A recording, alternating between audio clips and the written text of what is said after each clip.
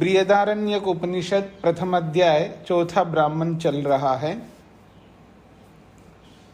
कल ब्राह्मणत्व को लेकर के विचार हुआ है।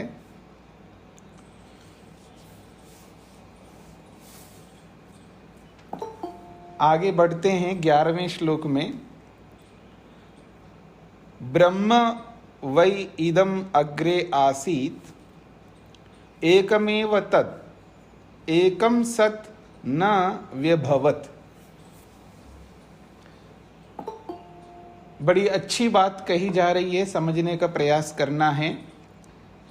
अग्रे सबसे पहले ब्रह्म वै इदम अग्रे आसीत। इदम इस सृष्टि में केवल ब्राह्मण ही था। प्रारंभ में ब्राह्मणत्व ही था, क्योंकि सीधा सीधा वेदों का ज्ञान चारों ऋषियों को मिला। फिर उन ऋषियों ने अन्यों को पढ़ाया, अन्यों ने अन्यों को पढ़ाया। सुन सुन कर के श्रुति के रूप में सब लोगों ने वेदों का ज्ञान प्राप्त किया है। तो वो ज्ञाता जो थे वो सब ब्राह्मण थे। तो ब्राह्मण ही था सबसे पहले। तो कह रहे हैं ब्रह्म वै इदम अग्रे आसीत, केवल ब्राह्मण ही था। एकमेव तद, क्योंकि वो एक ही प्रकार का था, एक ही वर्ग था। एकमेव तद, वो एक ही था। एकम सत, एक ही होते हुए जाति के रूप में एकत्व है यहाँ पर। तो ब्राह्मण जाति के ही होने से न व्यभवत, वो बढ़ नहीं पाया, आगे ग्रोथ नहीं कर पाया। न व्यभवत, वो आगे बढ़ नहीं पाया। इसलिए उसने क्या किया, तत् श्रेयो रूपम अत्यसृजता, वो श्रेय रूप को उत्पन्न किया। और वो श्रेय रूप क्या है, तो क्षत्रम, वो क्षत्रिय को उत्पन्न किया। अब ब्राह्मण क्षत्रिय को कैसे उत्पन्न करेगा, आपके मन में आ सकता है। और इस उत्पत्ति को लेकर के पीछे बहुत बार हमने विचार किया। जैसे माता पिता उत्पन्न करते हैं, तो ऐसे गुरु भी उत्पन्न करते हैं, ऐसे साइंटिस्ट वैज्ञानिक भी उत्पन्न करते हैं, ऐसे उत्तम लोग भी उत्पन्न करते हैं। जो उत्पन्न करना है, उत्पत्ति, क्रिएशन, जो भी पैदा किया जाता है, तो वो निर्माता होता है, निर्माण करने वाला। तो ईश्वर को सबसे बड़ा निर्माता कहा जाता है, माता पिता को निर्माता कहा जाता है, गुरु आचार्य को, वैज्ञानिकों को तो ये निर्माण करने वाले हैं। तो जो भी निर्माण करते हैं वो एक प्रकार से उत्पन्न करते हैं। तो ब्राह्मणत्व ने क्या किया है, केवल ब्राह्मण ही रहेंगे तो सृष्टि का विस्तार नहीं हो पाएगा।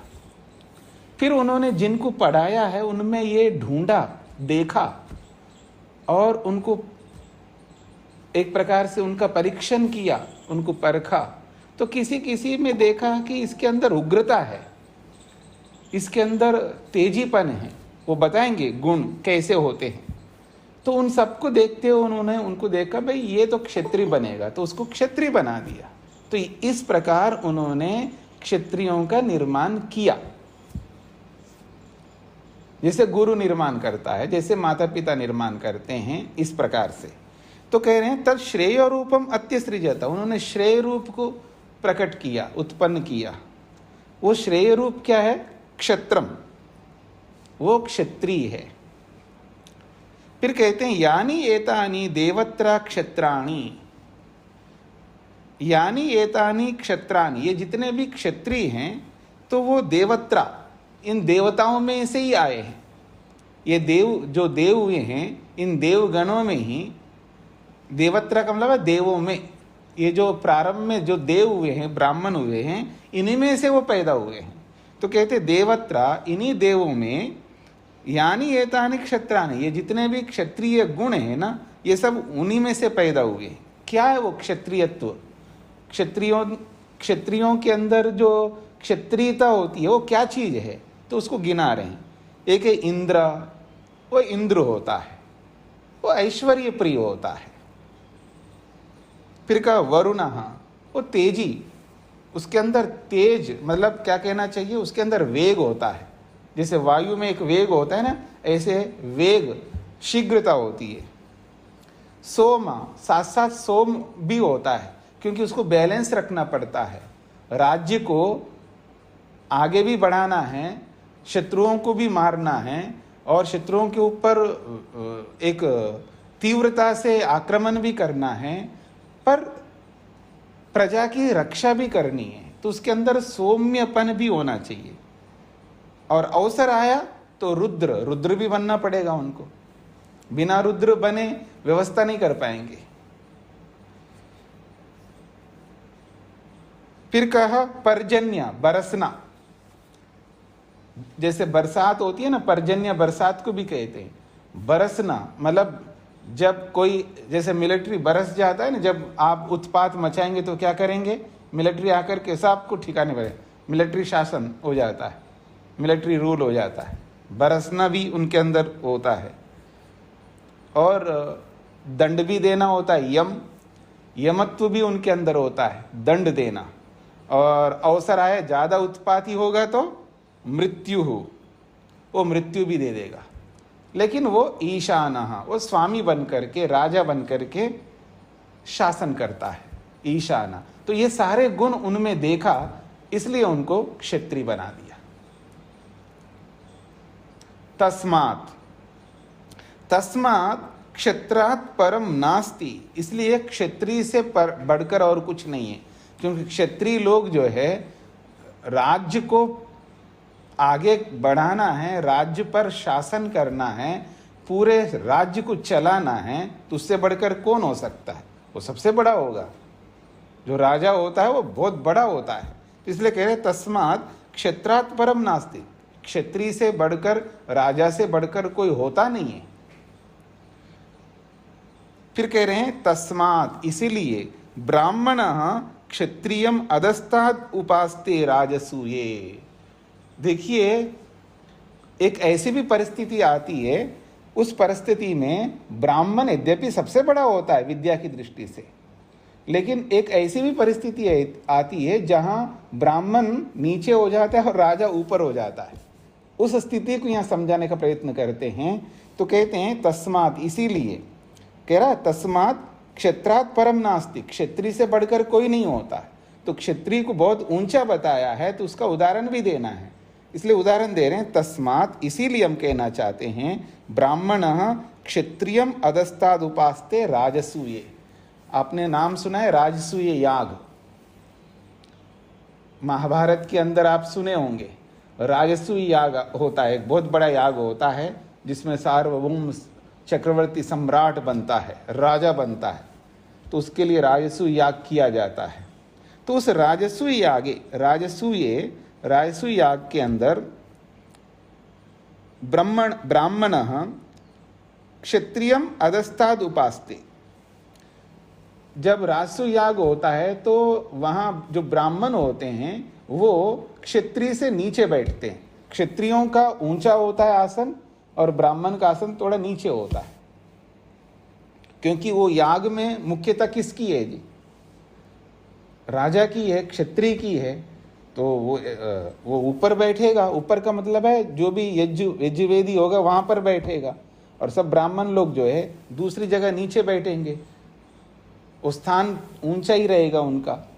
तो ये कहना चाह रहे हैं राजसूय याग में ब्राह्मण क्षत्रियम अधस्ताद् उपास्ते। ब्राह्मण जो है क्षत्रियम अधस्ताद्, क्षत्रियों के नीचे बैठ करके उपासते, उपासना करते, अर्थात जो भी उनको वहाँ पर कर्म करना है, स्तुति करना आदि जो भी करना है वो करते हैं राजसूय याग में। और जो राजा लोग होते, क्षत्रिय लोग होते, उनका आसन थोड़ा ऊंचा होता है। क्षत्र एव तद यशो दधाति, कहते हैं क्षत्रे एव तद यशो दधाति, क्षत्रिय में ही, क्षत्रे एव तद यशो दधाति, क्षत्रिय के अंदर ही वो यश जो है स्थापित करता है। ये ब्राह्मण जो उनके अंदर जो सामर्थ्य है, राजापन है, ये कौन स्थापित करता है, यानी उनके अंदर वो योग्यता देने वाला कौन होता है, वो ब्राह्मण ही होता है। तो इसलिए कह रहे हैं क्षत्रे एव तद यशो दधाति, क्षत्रिय में ही उस यश को स्थापित किया जाता है। स एव क्षत्रस्य योनिः यद ब्रह्मा, क्यों? क्योंकि स एष क्षत्रस्य योनि, वास्तव में उस क्षत्रिय का मूल है वो ब्रह्म जो है, ब्राह्मण जो है उस क्षत्रिय का मूल है। योनि का मतलब मूल, आधार, बेस, क्योंकि ब्राह्मणत्व से ही क्षत्रिय आता है, ब्राह्मणत्व से ही आगे के वर्ण आते हैं। इसलिए कह रहे हैं स एषा क्षत्रस्य योनि यद ब्रह्म, जो ब्राह्मण है वो क्षत्रिय का योनि है, अर्थात उसका मूल है। तस्मात् तस्मात् यद्यपि राजा परमतां गच्छति ब्रह्म एव अंततः उपनिश्रयति। कहते हैं तस्मात्, इसीलिए यद्यपि राजा परमतां गच्छति, राजसु याग में या ऐसे ऐसे प्रसंगों में यद्यपि राजा परमतां गच्छति, उच्च आसन को प्राप्त होता है, परंतु ब्रह्म एव अंततः उपनिश्रयति, अंततः अंत में तो वो ब्राह्मण के ही नीचे आएंगे, ब्राह्मण के ही नीचे आकर के उपनिश्रयंती, उनका आश्रय लेते हैं। कभी कभी उसका आसन भी ऊंचा हो जाता है, लेकिन अंततः अंत में जाकर के वो ब्रह्म एव उपनिश्रयति, वो ब्राह्मण के आश्रय में ही आते हैं, ब्राह्मण के नीचे ही आ जाते हैं। क्यों? स्वाम योनि, क्योंकि अपनी योनि में, अपने मूल में ही तो आएंगे, अपने कारण के अंदर ही तो आकर के वो आश्रित रहेंगे ना।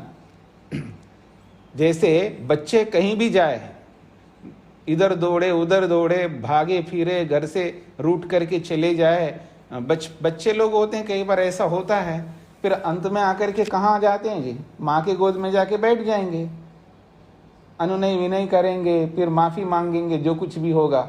जैसे बच्चे लोग माता पिता के पास आकर के, आश्रय तो माता पिता है ना, आधार तो, मूल तो वही है। तो ठीक इसी प्रकार ये कहना चाह रहे हैं, यद्यपि राजा जो है किसी परिस्थिति में परमताम गच्छति, वो उच्च आसन को तो प्राप्त होगा, श्रेष्ठता को प्राप्त होगा, लेकिन कहते हैं अंततः अंत में तो ब्रह्म एवं उपनिश्रयत, वो ब्रह्म के ही, ब्राह्मण के ही शरण में आएंगे, उन्हीं के नीचे आएंगे। क्योंकि स्वाम योनिम, अपनी योनि को कौन छोड़ेगा? स्वाम योनिम, अपनी योनि को कौन छोड़ करके इधर उधर भटकेगा? अपनी योनि में ही, अर्थात अपने मूल में ही आकर के ही वो आश्रय लेंगे, ये इसका अभिप्राय है।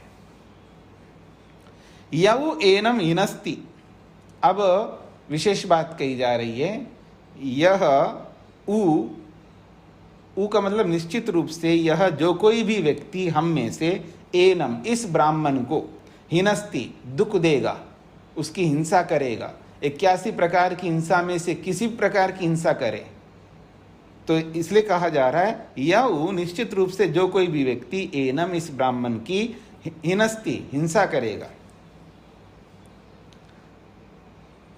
सह स्वाम योनिम रिच्छति, सह वो हिंसा करने वाला जो व्यक्ति है, स्वाम योनिम रिच्छति, अपनी योनि से, अपने मूल से भटक जाएगा। मूल से भटकने का मतलब है, अब हिंसा जो करेगा, दुख जो देगा, वो कौन देगा जी दुख?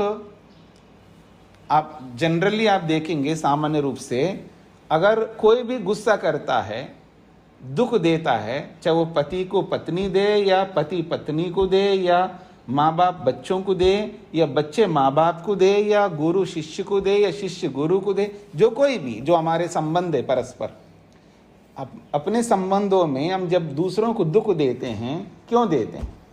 उसके पीछे अविद्या कारण होती है।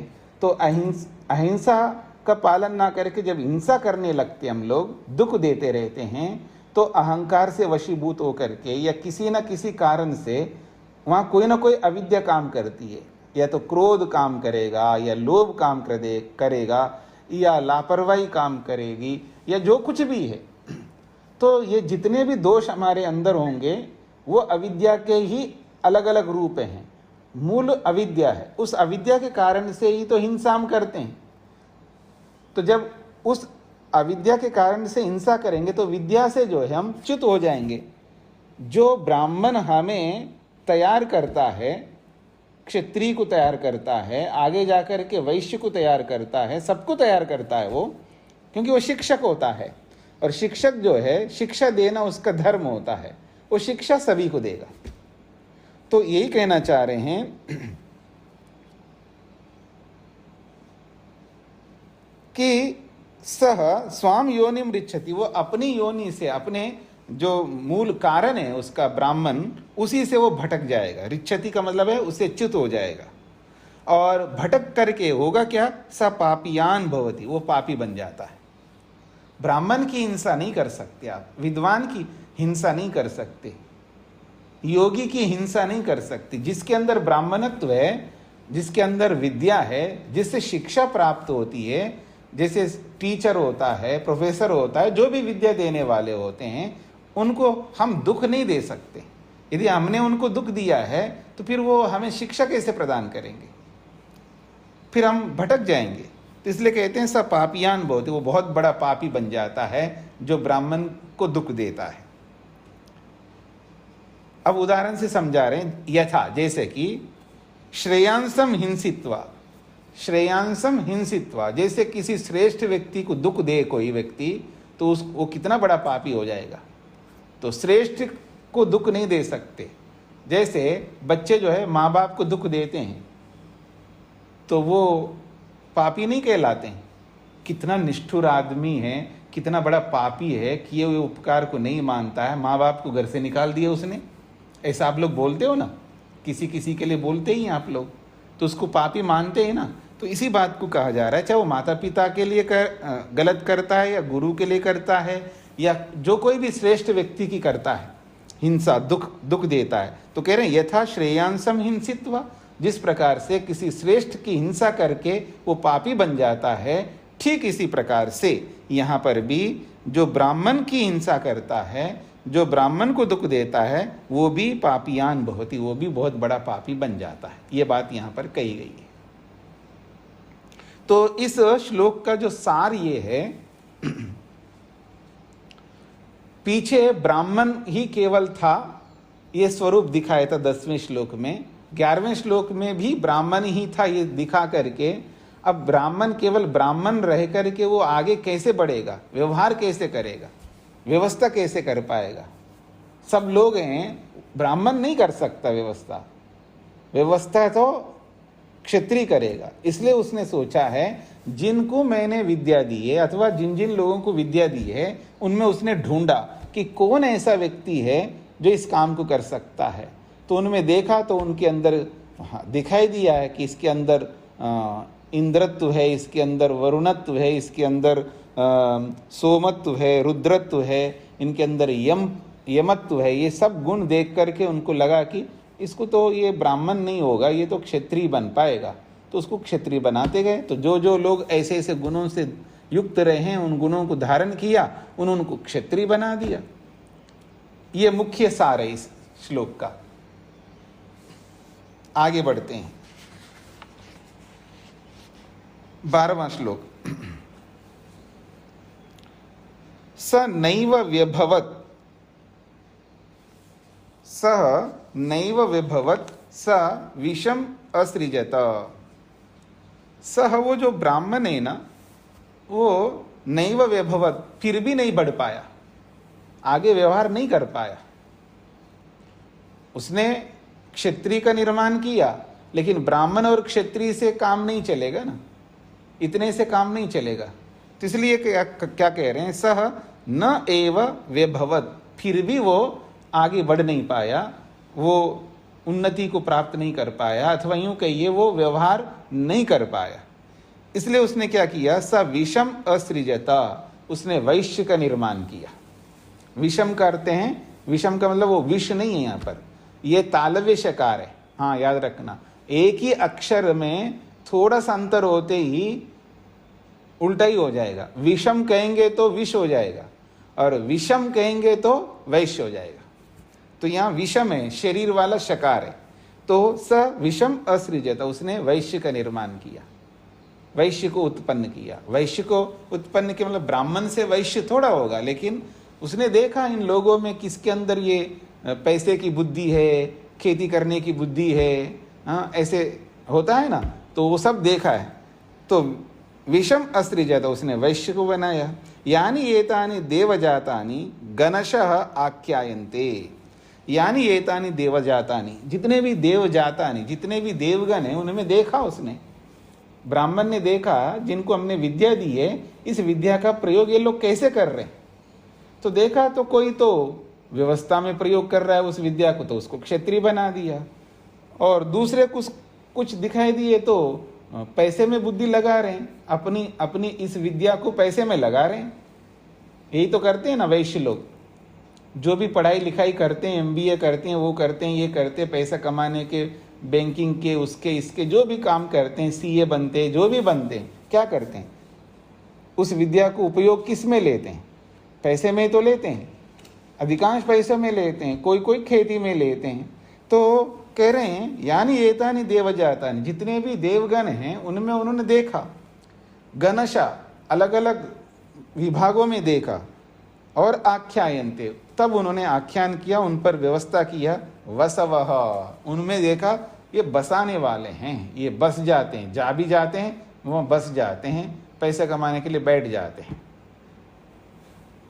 हाँ हर जगह बैठ जाते हैं, यहाँ पैसा मिलेगा तो वहाँ जाके बैठ जाएंगे, वसु बन जाते हैं।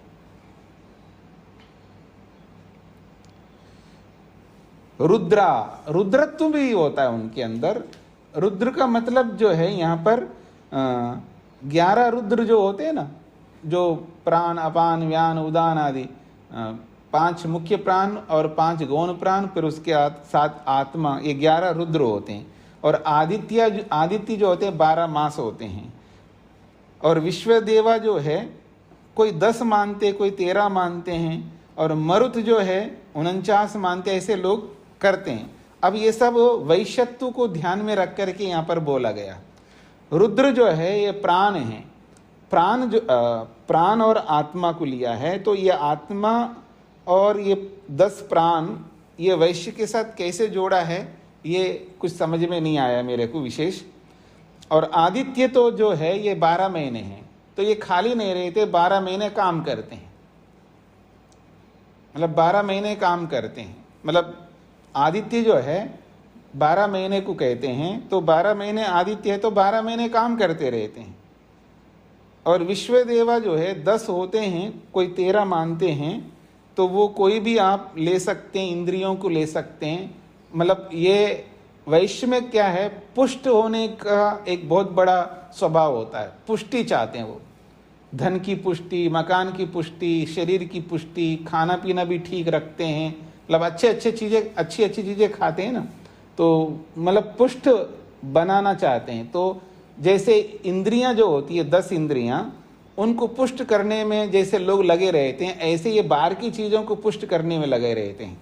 तो इस प्रकार से विश्व देवा भी वो हो सकते हैं।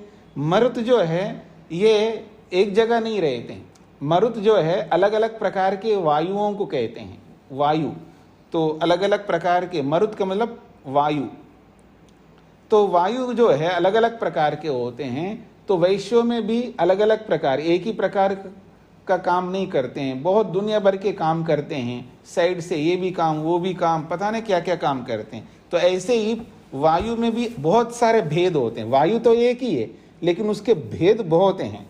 तो जैसे वायु के जितने भेद होते हैं, ऐसे वैश्य के भी बहुत सारे भेद होते हैं। यानी धंधा करने के जो भेद है, व्यापार करने के जो भेद है, वो दुनिया भर के हैं। तो ऐसे ही वायु जो है वो भी दुनिया भर के भेद के रूप में है, तो ऐसा जोड़ सकते हैं। बाकी रुद्र जो है 11 रुद्र जैसे हैं, तो हाँ अब स्पष्ट हो गया। रुद्र जो होते हैं वो रुलाने वाले होते हैं, रुलाने वाले होते हैं। और तो वैश्य लोग भी थोड़ा रुलाते हैं, हाँ, किनको रुलाते हैं जी, थोड़ा समझ सकते हैं आप? जो ब्याज देते हैं ना, ब्याज, और जो ब्याज लेते हैं उनको रुलाते रहते हैं, ऐसा आप कर सकते हैं। तो और भी कुछ आप जोड़ना है तो जोड़ सकते हैं, मेरे को अभी तत्काल तो यही समझ में आ रहा है। जैसे रुद्र जो है रुलाते हैं, रुद्र को रुद्र क्यों कहते हैं? वो रुलाने वाले होते इसलिए रुद्र। तो वैश्य भी रुलाते हैं, मतलब पैसे का काम होता है, पैसे जिन जिन को देते हैं और पैसे वो लौटाते नहीं हैं तो उनको रुलाते रहते हैं, तो इसलिए ये रुद्रत्व भी उनके अंदर है, ऐसा आप मान सकते हैं।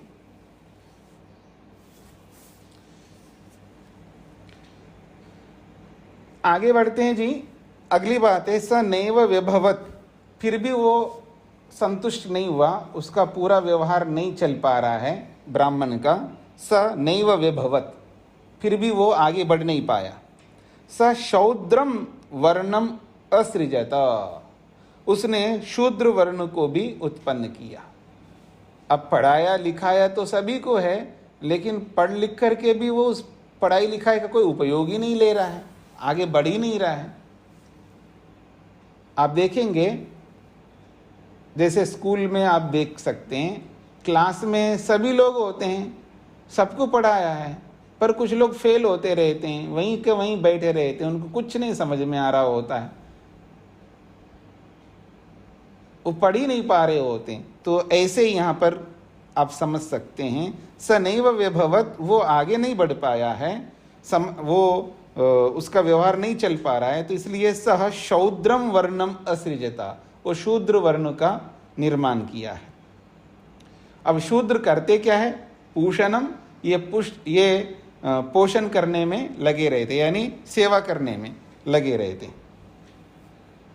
इयम वै, और पृथ्वी भी क्या है? वो भी सबकी सेवा करती है पृथ्वी। इयम का मतलब है पृथ्वी, जैसे ये पृथ्वी सेवा करती है ऐसे ही शूद्र भी सेवा करता है। कह रहे हैं पूषा इयम ही इदम सर्वम पुष्यति। इयम पूषा, ये जो पृथ्वी है इसको पूषा कहते हैं, अर्थात सेवा करने वाली, पोषण करने वाली, या आप यूं कह सकते हैं हर प्रकार से सेवा करती है पृथ्वी। अन्न के माध्यम से, औषधियों के माध्यम से आपको ढोती है, सबसे बड़ी सेवा है, आपको धारण करती है, आपको ढोती, आपको उठा के रखती है, आपको अपने सिर पर बिठा के रखती है एक प्रकार से, तो बहुत सेवा करती है पृथ्वी, इसलिए इसका नाम पूषा है।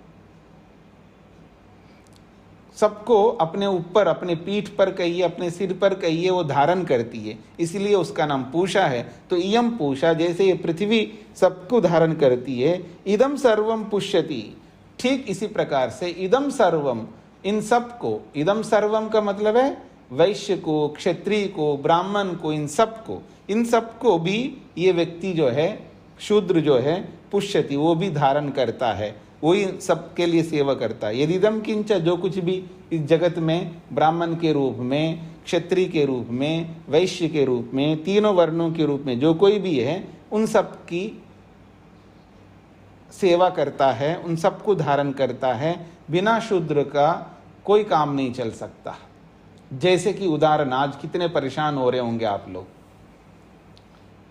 लॉकडाउन है या सब लोग घरों में हैं, बाहर के लोगों को आने नहीं देते, जितने भी सेवा करने वाले हैं उन सबको बंद किया हुआ है। बाहर से जो आकर के, जैसे बड़े शहरों में आकर के कोई पोंछा लगाता है, कोई मतलब कोई डस्टिंग करता है, कोई घर का काम जो भी करवाते हैं आप लोग, वो सब काम बाहर से आने वाले सब बंद हो गए, सब अपने आप को करना पड़ता है। कितनी कष्ट हो रहा होगा, समस्या हो रही होगी, जो भी कारण है। तो अगर वो सब सेवा करने वाला सेवा करना बंद कर दें, जितने भी पूरे भारत के अंदर, कितना मुश्किल हो जाएगा। आप खा नहीं पाओगे, सो नहीं पाओगे, कुछ नहीं कर पाओगे। बहुत सेवा करते हैं ये, उनके बिना हमारा जीवन अधूरा है। वैसे तो सबके बिना अधूरा है, लेकिन वो बहुत ज़्यादा, उन पर हम बहुत अधिक निर्भर है। अगर आप यूँ समझ लीजिएगा, धरती को हटा लीजिएगा, धरती को हटा दीजिएगा, रहोगे कहाँ? धरती तो हमको धारण कर रही है ना, धरती नहीं तो रहोगे कैसे? जैसे धरती हमको धारण कर रही है, ऐसे ही ये जो शूद्र है, जो सेवक है, ये लोग हम सबको धारण कर रहे हैं। वो खाना बना के दे रहे हैं, वो सामान ला के दे रहे हैं, वो हर चीज ला करके दे रहे हैं, जो आपको चाहे वो सब कुछ करते हैं।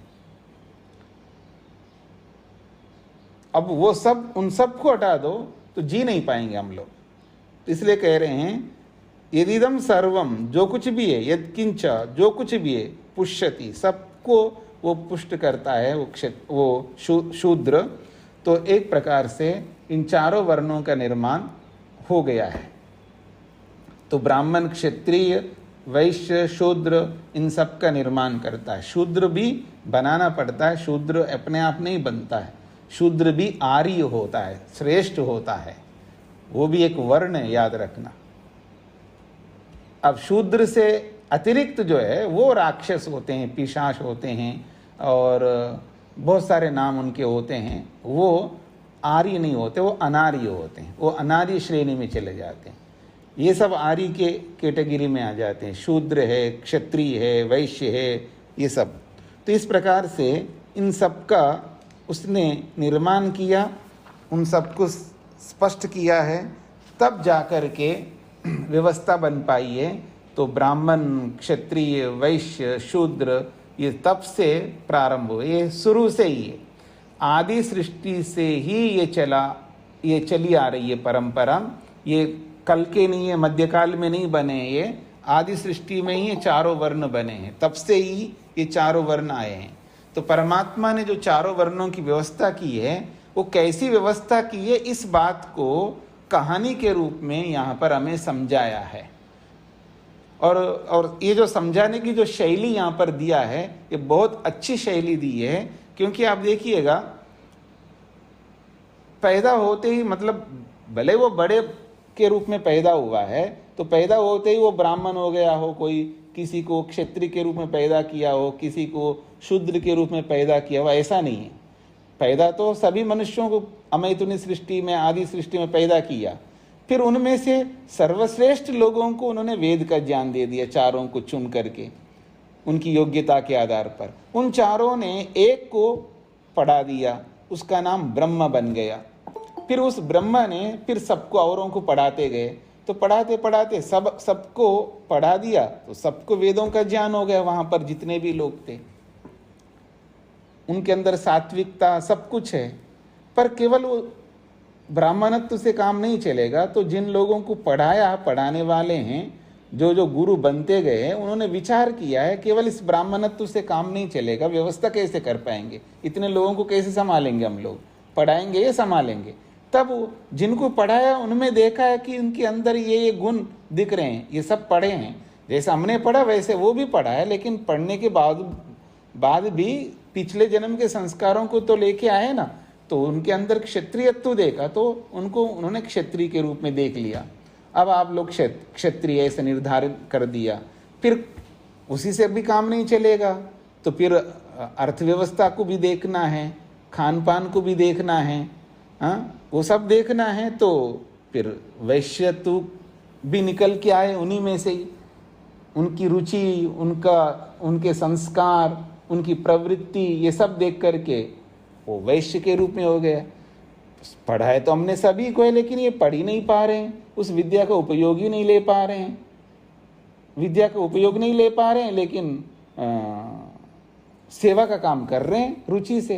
तो देखा ये तो विद्या का काम नहीं कर सकते, सेवा का ही काम कर सकते, तो उनको सेवक बना दिया, शूद्र बना दिया। तो इस प्रकार से 4 प्रकार के वर्णों का निर्माण वहां पर हो गया है। तो आदि सृष्टि से लेकर के आज तक यही व्यवस्था चली आ रही है।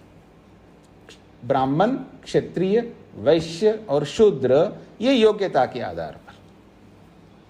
तो इस बात को समझने का प्रयत्न करना है, वर्ण व्यवस्था गलत नहीं है, लेकिन इस वर्ण व्यवस्था का दुरुपयोग करना गलत है। आज जितने भी लोग हैं, हो सकता है ये दोष आप में भी हो, क्योंकि बहुत भयंकर दोष है ये जातिवाद को लेकर के। कोई शर्मा है, मान लो ब्राह्मण अपने आप को मानता, वो तो जन्म से ही मानता ब्राह्मण, और जो भी ऐसे जन्म से अपने आप को ब्राह्मण मानता है, ये सारी अविद्या है, बिल्कुल गलत है। और कोई अपने आप को क्षत्रिय मानता है जन्म से, आप में से भी बहुत सारे हो सकते हैं, वो आप अपने आप को देखेंगे, अपना आत्मनिरीक्षण करेंगे तो आपको समझ में आएगा। तो जन्म से कोई क्षत्रिय मानता अपने आप को, वो बहुत गलत होगा। जन्म से अपने आप को कोई ये माने कि मैं वैश्य हूँ, तो भी गलत होगा। जन्म से अपने आप को ब्राह्मण माने, क्षत्रिय माने, वैश्य माने, या कोई अपने आप को शूद्र माने जन्म से ही, मैं शूद्र हूँ, क्या करूँ जी, पैदा यहाँ पर हूँ, पैदा यहीं पर हुआ हूँ, मेरे माँ बाप भी सेवा करते हैं, मैं भी शूद्र हूँ, ऐसा माने, वो भी उसकी गलत है। जन्म से कोई नहीं होता है, कर्म से ही होता है, उसकी क्रियाओं से ही पता लगता है। कर्म ही निर्धारण करते हैं कि वो कर्म क्या करता है। अगर वो ब्राह्मण का कर्म करता है तो ब्राह्मण होगा, यदि वो ब्राह्मण का कर्म नहीं करता है तो वो ब्राह्मण नहीं हो सकता। ये इसको बदलेगा कौन? अगर मान लीजिएगा, उदाहरण दे रहा हूं, हो सकता है आपको बुरा भी लगे, क्योंकि इससे हम बहुत जन्मांतरों से झगड़े हुए हैं, मतलब मध्यकाल से, कि अगर कोई अपने आप को शर्मा लिखता है और वो ब्राह्मण का काम बिल्कुल नहीं करता, वो वैश्य का काम करता है, मान करके चलिए, वो ब्राह्मण कैसे हो सकता है? उसको हटा देना, शर्मा हटा देना चाहिए, बिल्कुल बदल लेना चाहिए उसको। अगर वो वैश्य का काम करता है और शर्मा लिखता है, वो शर्मा को हटा करके उसको गुप्ता लिख लेना चाहिए। और जो गुप्ता है और वो करता ब्राह्मण का काम, उसको गुप्ता हटा करके शर्मा लिख लेना चाहिए। वर्मा लिखता है तो क्षत्रिय है, तो अगर क्षत्रिय का काम नहीं करता है तो वर्मा को हटा दिया जाए, क्या काम करता है उसके अनुसार वो वर्ण बनेगा उसका। तो ये कैसे हटेगा जी? कौन हटाएगा? आप ही हटाएंगे। बिल्ली के गले में घंटी कौन बांधेगा? आप ही को बांधना होगा। मतलब कोई, ये जो रूढ़िवाद है ना, रूढ़िवाद, इसको कोई तो हटाएगा ना, कोई तो हटाएगा, और जो हटाएगा वो महान बन जाएगा। अब जैसे माताओं में घूंघट, जो भी वो पर्दा जो है, पर्दा की परंपरा रही है, उसको जिसने भी हटाया, आज भी लोग कुछ करते हैं गांवों में, अब कोई हटाएगा तो वही तो महान बनेगा। अगर कोई, मान लो जो पर्दा करने वाली सास है और बहू को भी पर्दा करवाना चाहती हैं, वो खुद सास जो है कोई स्वयं पर्दा हटा दे और बहू, आने वाली बहू को भी हटा दें, तो महान बन जाएंगे ना दोनों। और जो आगे आएगा वही बहादुर कहलाएगा, वही नेता कहलाएगा, वही रास्ता दिखाने वाला कहेगा, उसी का नाम होगा। समझ लो कि कर्म हमें करना है, अगर ऐसा नहीं करेंगे बहुत पीछे हो जाएंगे हम लोग। और एक बात सुन लीजिएगा, जैसे कि अभी कोरोना का काल चल रहा है, पता नहीं लगता किसको कोरोना कोविड-19 हो जाए, वायरस आ जाए, घुस जाए, और वो घुस कर मर भी रहे हैं, बहुत सारे लोग मर भी जा रहे हैं, हमारे परिचित है, हमारे निकट के लोग हैं, ऐसे बहुत सारे हो रहे हैं, जा रहे हैं। भाई जाना है तो ऐसे नहीं जाना है हमको, मरना तो देखिएगा कभी ना कभी सभी को मरना है। हमें किसको कब मरना ये हम निर्धारण नहीं कर सकते हैं, ये पता नहीं होगा कि कौन कब मरेगा, लेकिन मरने से पहले कुछ कर ले हम लोग, ये समझने का प्रयत्न करना है हमें कि जब मरना ही है तो कुछ करके ही मरे ना। मैंने पीछे भी एक बार बोला था, देखिए जन्म लेना कोई बहुत बड़ा महत्व नहीं रखता है, ठीक है जन्म ले रहे हैं, जन्म लेना बहुत बड़ा सेलिब्रेशन करने की कोई बात नहीं, ठीक है अच्छी बात है, खुशी की बात है, जन्म लिया है, हमारे घर में नया बच्चा आया, बच्ची आई है, अच्छी बात है, खुशी की बात है, पर वो इतना अधिक मैटर नहीं करता। जन्म तो कोई भी लेता है, कुत्ता, गधा, घोड़ा, सुअर, मच्छर, मक्खी सब जन्म ले रहे हैं, तो बच्चा भी जन्म ले रहा है, इतना बड़ा महत्व नहीं है। लेकिन मरना महत्व रखता है, मृत्यु जो है सबसे बड़ा महत्व है, उसको सेलिब्रेट करना चाहिए। ऐसे पीछे में एक बार बोला था, तो मृत्यु को जो सेलिब्रेट करता है वो महान है। तो जब मृत्यु को सेलिब्रेट करना है तो तभी हम सेलिब्रेट कर पाएंगे ना, जो मरने वाला कुछ करके जाए, कुछ अच्छा करके जाएगा तो तभी सेलिब्रेट करेंगे, नहीं तो क्या, अच्छा हुआ, बला टल गई, ये गया, बहुत अच्छा हो गया, ऐसा अगर हम सोचें, इसका मतलब उसने अच्छा कर्म नहीं किया है। मर गए तो अच्छा हुआ, पिंडा छूट गया, ऐसी स्थिति नहीं उत्पन्न करनी है हमको। हमें ऐसे कर्म करने हैं, पता नहीं कब तक जिएंगे, और जब तक है तब कुछ कर डालें और ऐसा नेक कर्म कर लें ताकि हम आगे बढ़ सकें, मुक्ति की ओर जा सकें। इस दृष्टिकोण से हमें सोचना है कि पैदा तो हो गए और वैसे भी हम लोग, हमें पैदा नहीं किया गया, हम तो एक्सीडेंटली ऐसे ही हो गए।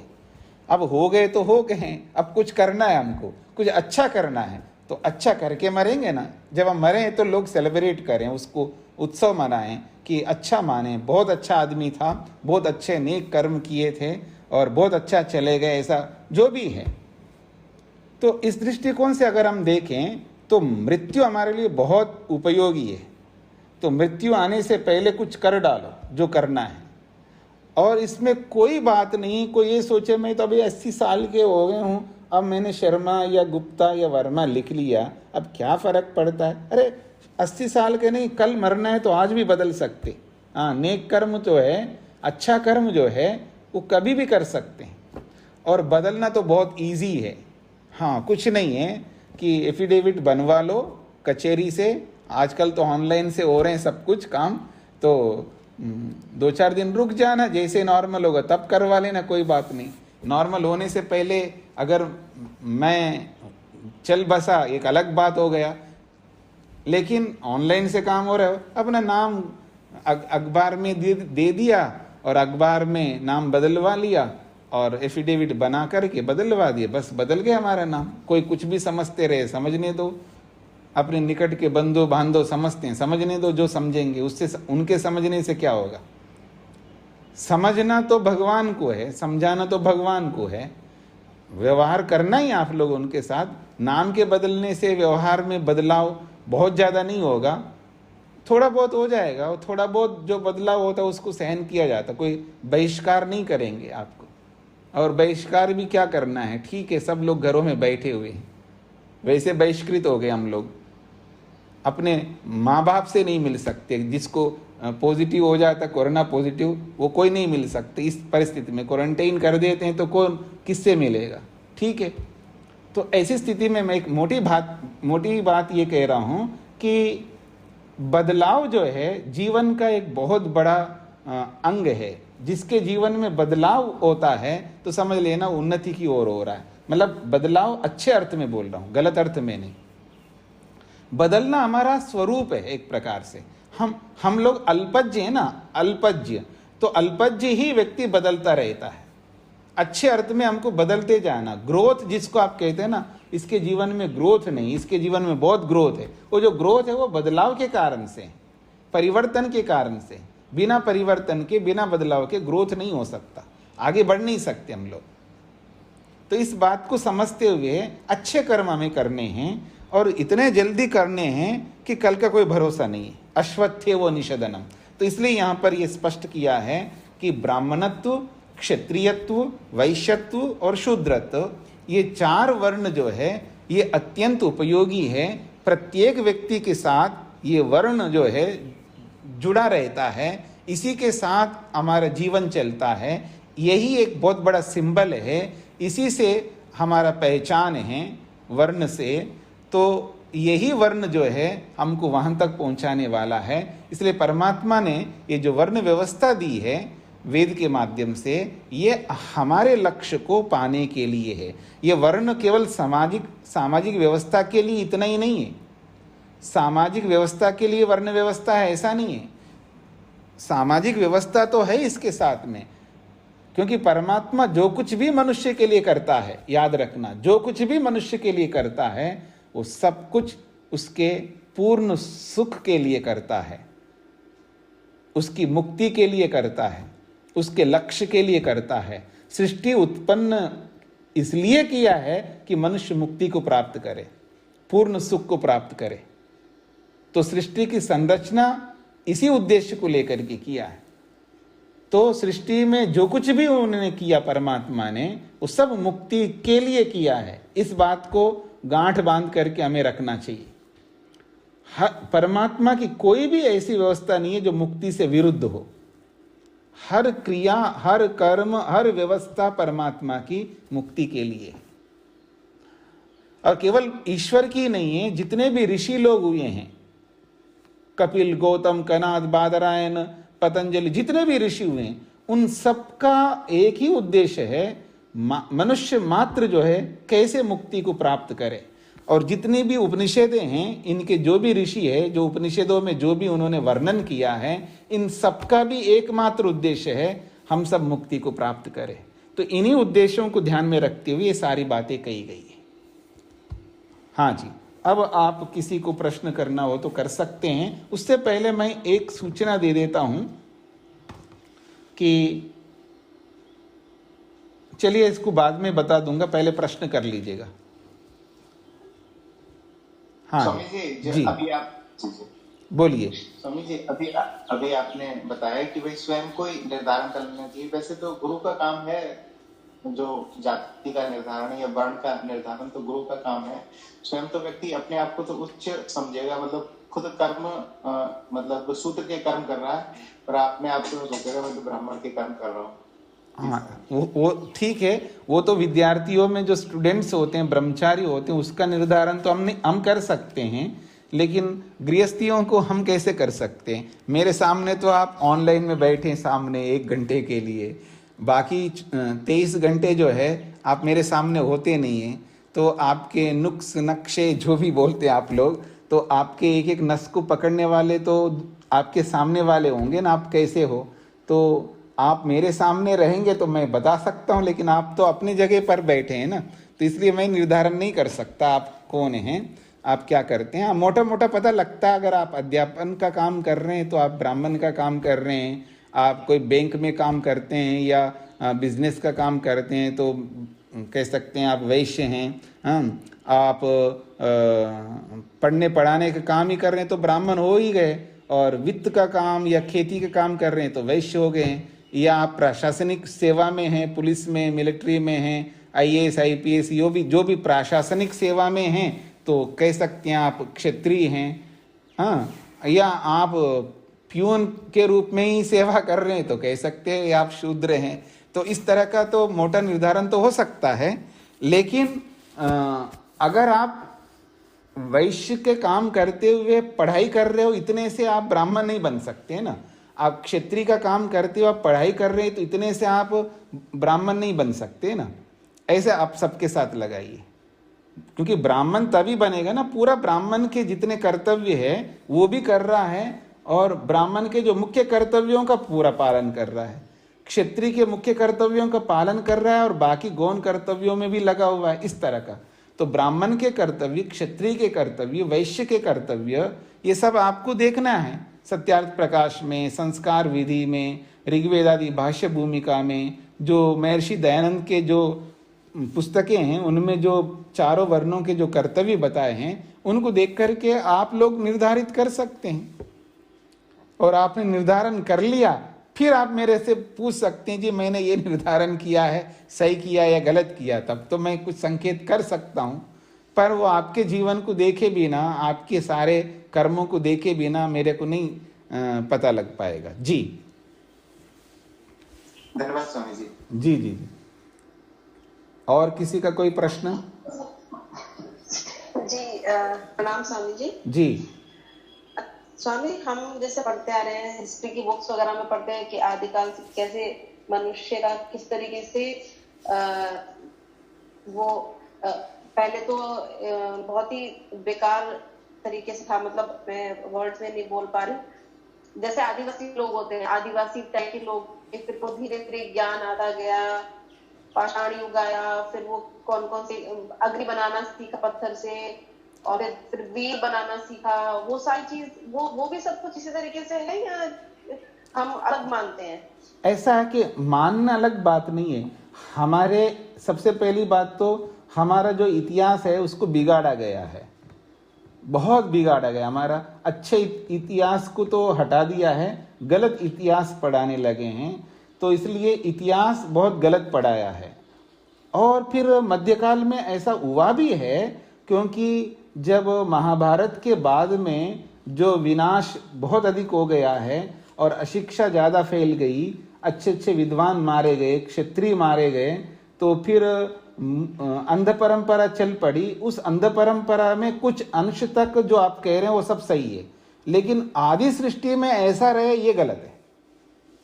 ये जब से मनुष्य पैदा हुए ऐसे जंगली पैदा हुए हैं, उनको कुछ नहीं आता था, फिर धीरे धीरे सीखते गए, वो अग्नि को भी समझने लगे, पत्थर फाड़ करके वो अग्नि, ऐसा जो इतिहास पढ़ाते हैं आदि सृष्टि को लेकर के वो सब गलत है।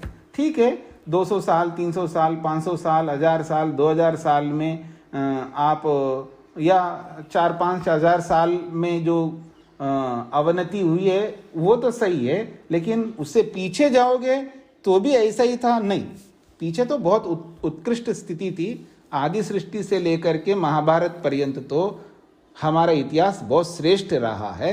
महाभारत के बाद में यानी 5000 वर्ष के बाद में ये बिगाड़ हुआ है, उसमें जो आप कह रहे हैं उतना तक वो ठीक है। जी, क्योंकि हिस्ट्री में तो बिल्कुल इस तरीके से पाया जाता है कि पहले तो बिल्कुल जंगली था, फिर हाँ जी, पाषाण युग आया और वो सारा, वो तो तो हिस्ट्री पता नहीं देखिएगा, कि इस तरीके वो तो हिस्ट्री जो है, हिस्ट्री को बहुत बिगाड़ा है, वो आप देख सकते हैं। वो इतिहास आप देखेंगे ना, पता लग जाएगा आपको, हिस्ट्री को तो बहुत बिगाड़ दिया है। जी, जी स्वामी जी। जो हिंदुत्व को लेकर के जो हिंदुत्व विरोधी है ना, तो उनका ही तो बहुत बड़ा राज्य चला है ना। तो उनका ही प्रभुत्व रहा है, तो हिंदुत्व विरोधी जितने भी लोग थे वो इतिहास को बहुत बिगाड़ दिया उन्होंने। तो इस दृष्टिकोण से आप उस पर हम विश्वास नहीं कर सकते ना। 50-60 साल के इतिहास को हम नहीं देख सकते हैं, हमको उसके पीछे का इतिहास को देखना है। जी, और स्वामी जी, जो ये आदिवासी फिर हैं, ये जो रह गए, अभी भी बहुत एरियाज ऐसे हैं जहाँ पे कि बहुत ही खराब तरीके से लोग रहते हैं। वो तो रहते हैं जी, जंगली टाइप से। वो तो रहते हैं, आज भी रहते हैं। तो उनको वो तो सरकार का दोष है ना, उनको वैसे ही रखा है, सरकार का दोष है। अब दूसरे देश में जाके देखिएगा, वो सबको शिक्षित करते हैं और सरकार जनता के लिए काम करती है, अपने देश को उन्नत करने के लिए, देशवासियों के भलाई के लिए सारे देश लगे हुए होते हैं। हमारे एक ऐसा देश है जो प्रजातंत्र के नाम से कुछ भी करते हैं, उनको पूछने वाले नहीं।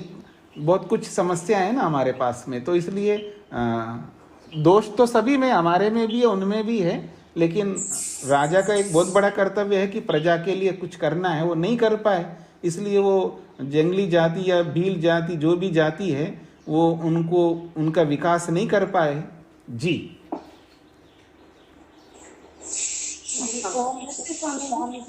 हाँ जी, बोलिए जी। मैं बारहवें में पूछना चाह रही थी, विश्व देवा का जो है मैं समझ नहीं पा रही। विश्व देवा समझ लीजिएगा, 10 इंद्रियां समझ लीजिएगा। अच्छा, 10 इंद्रियां। जी जी, धन्यवाद। जी जी, नमस्ते स्वामी जी। जी स्वामी जी, आपने अभी इसमें हमने पढ़ा है कि संस्कार के अनुसार, मतलब जो थे ब्राह्मणों में भी जो थे, उन्होंने कर्म किए और उनके अनुसार उनको क्षत्रिय, वैश्य और शूद्र बना दिया। जी, तो क्योंकि ये आदि सृष्टि है, तो ये मतलब कंफ्यूजन होती है कि संस्कार इनके कहाँ से कैसे हुए। आदि सृष्टि में संस्कार कहाँ से आ गए, ये आपको संशय होता है, ऐसा ही ना? हाँ जी। तो आदि सृष्टि का मतलब है पहली सृष्टि, उससे पहले नहीं थी क्या सृष्टि? मतलब आदि सृष्टि का मतलब है इस सृष्टि में आदि के जो सबसे पहले पैदा हुए, तो जो सबसे पहले पैदा हुए वो पिछले सृष्टि में भी तो थे। ठीक है। जी जी जी, तो हम वो भी कह सकते हैं कि वो अपनी समझ या अपनी रुचि के अनुसार कर्म करने लगे और फिर उनको ऐसे नहीं, बना लिया पिछले सृष्टि में जैसे कर्म करते रहे हैं उसी के संस्कारों को लेकर के आए ना इस सृष्टि के आदि लोग भी। ठीक है, जी जी जी, धन्यवाद। जी जी। तो इसको यहीं पर विराम देता हूं मैं। 2-3 सूचनाएं मैं आपको देता हूं।